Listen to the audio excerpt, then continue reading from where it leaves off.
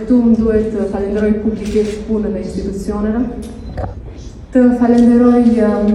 Institutin e Mjekësisë Ligjore, Komisionin Qendror, po ashtu Prokurorinë Speciale, Policinë dhe partnerët tanë ndërkombëtar për punën që kanë bërë për gjetjen e personave të zhdukur në dhunë. E po ashtu,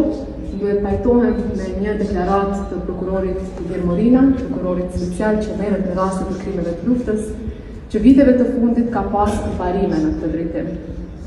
Unë kam thënë edhe më përpara që misionet që janë instaluar në Republikën e Kosovës pas përfundimit të luftës nuk kanë bërë sa duhet, madje nuk kanë bërë fare për të adresuar krimet që Serbia i ka bërë gjatë periudhës së luftës.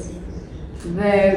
viteve të fundit, edhe për shkak të shtimit të kapaciteteve në polici, në prokurori, për shkak të ndryshimeve ligjore për mundësinë e gjykimit në mungesë, për shkak se ju e dini që Serbia